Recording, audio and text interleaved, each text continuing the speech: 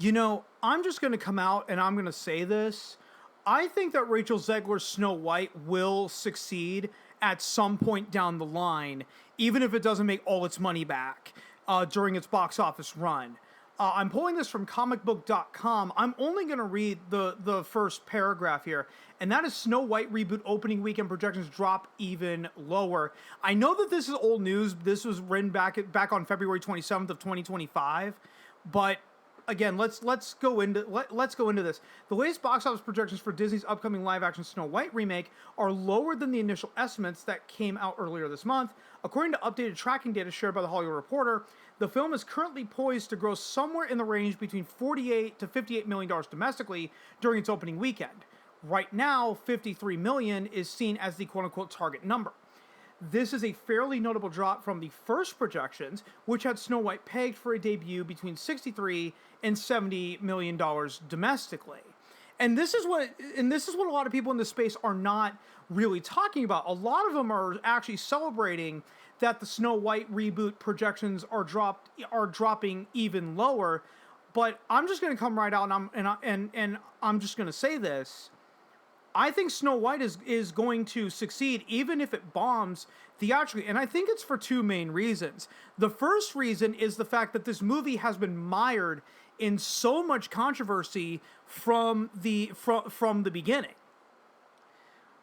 Right, if we go back and we examine it, going all the way back to 2021, Peter Dinklage came out and it's like, oh, I can't believe they're making a movie about dwarves in 2021, or something to that effect. I don't remember exactly what he said. So basically, to appease Peter Dinklage, Disney decided that we're not going to put any dwarves in a movie called Snow White and the Seven Dwarves. Okay, now, as many people pointed out at the time, is that the Seven Dwarves were the most iconic part of the movie, so you cut out the most iconic part of the movie.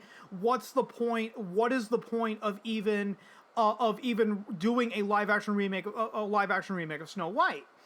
Then the trailer dropped, and you saw that the dwarves were basically all CGI'd. So not only did they walk back against Peter Dinklage by saying no, don't worry, there's gonna be no dwarves in the upcoming live action Snow White movie, you still replaced dwarf actors with CGI dwarves. So right there, you're basically getting, I don't want to say burning the candle at both ends. That's a bad bad analogy. I would say that Disney pretty much butt fucked themselves on both ends with that. Is that they wanted to appease Peter Dinklage and saying that there's going to be no dwarves in the movie called Snow White and the Seven Dwarves.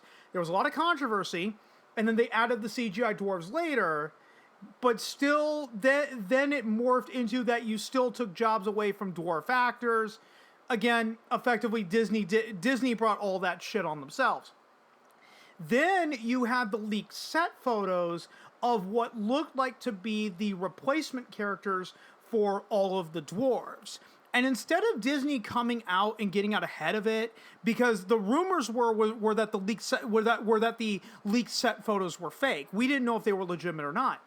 But if you were the Walt Disney Corporation, and I've said this before, I think I was on a live stream. Yeah, I was on a live stream. It was over on a Crazy Joe's concession stand back a few months ago, and we talked about this then with the leaked set photos.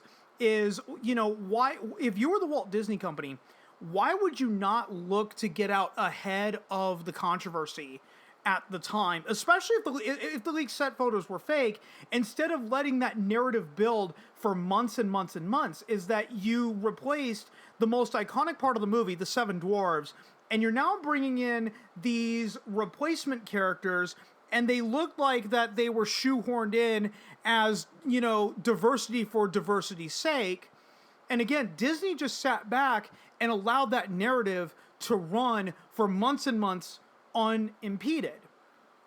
And then you had all the comments from Rachel Zegler herself with the "it's not 1937 anymore," accused the prince of basically stalking Snow White, and that this isn't going to be your 1937 classic anymore, blah, blah, blah, blah, blah, blah, blah. So again, to conclude this particular segment, this is how Snow White will survive. We're going back to the first point. It'll survive because of the controversy. Okay, this is how movies like Cannibal Holocaust have survived since 1980. This is also why Madame Web has lived on. Believe it or not, it was all of the controversy. Okay, using the example of Cannibal Holocaust. Okay, that movie is particularly known for actually killing actual animals on screen, and in fact, many people actually point to Cannibal Holocaust as Cannibal Holocaust was the reason why all of these laws got passed where you absolutely cannot harm an animal in any way, shape, or form if you're making a movie. And in fact, Cannibal Holocaust is so controversial that there are some people that actively refuse to watch it because of the animal cruelty in the movie. And if you're one of those people, I don't exactly blame you. And I know I used Madame Web as another example on the far opposite end of the spectrum, where Madame Web was a movie that was so bad that even the actors themselves were making fun of the movie. Dakota Johnson came out immediately and disowned it. You had Sydney Sweeney go out on SNL and very famously, drop the quip. You saw me in Euphoria. You saw me in this other movie, and you definitely did not see me in Madame Web. And then John Mulaney at the Oscars even made fun of it with its most infamous line. But all that did is it contributed to the interest of the movie. And I did a video back in December. I think it was I think it was late December where the Sony Pictures CEO came out and said that Madame Web actually succeeded on streaming. But the only reason why Madame Web succeeded on streaming is because it has the distinction of being one of, if not the worst movie of 2024. So again, Madame Web has the distinction of being one of the worst movies of the year. So you have Rachel Zegler's Snow White coming out. It's mired in controversy from the beginning. And if these absolute fucking dumbasses decide to put it on like the worst movies of 2025 lists, you're just going to drive more interest because this movie has been mired in controversy from the beginning. It's labeled as one of the worst movies ever made. Let me load up on streaming and see if let me load up the movie on streaming and let's just see if this movie really is as bad as everyone made it out to be. Because that sure as hell worked for Madame Web. Okay, the second reason that we're going to go into is actually one that's actually a little simpler, and that involves the global box office. Okay, I'm going back to this article from comicbook.com.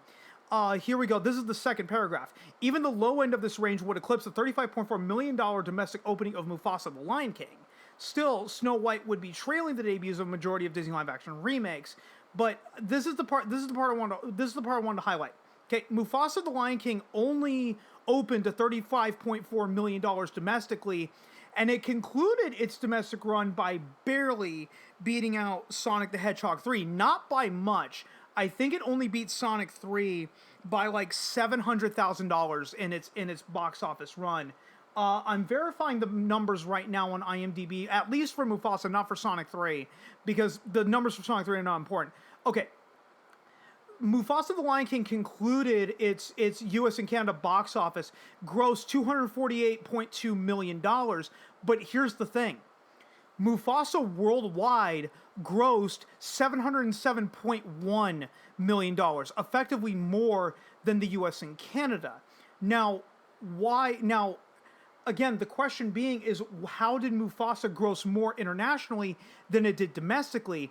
And I argue that because internationally, the nostalgia for the Lion King is not that big of a movie internationally as it is here in the States. Here in the United States, here in the U.S. and Canada, The Lion King is seen as an animated classic. Okay, and then in 2019, Disney made a quote-unquote live-action remake of The Lion King. It's basically all animation. And then they decided we're going to make a prequel to a pointless live-action remake.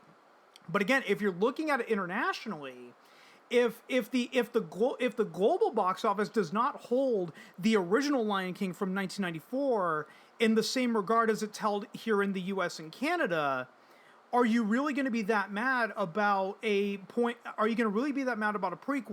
to a pointless remake? Probably not.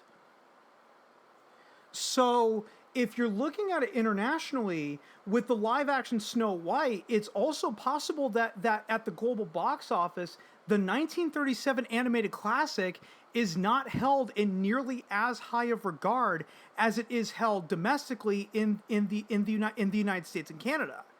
You can't underestimate the global box office. Sure, Snow White might bomb domestically, but it might do really well internationally just based on that alone. And again, if everybody waits for streaming because, oh, this movie was mired in controversy, oh, it can't be that bad, and they boot it up on Disney Plus anyway, I foresee the headlines, live action Snow White bombs in theaters, but is one of the most streamed movies on Disney Plus of 2025. It could theoretically happen. And this is not to say that Snow White is a good movie. Again, box office is not indicative of quality, but you cannot ignore that the controversies going into this movie, on top of the fact that internationally the 1937 animated movie may not be held in the same regard as it is in the US and Canada, may cause this movie to actually succeed where everyone wants this movie to fail.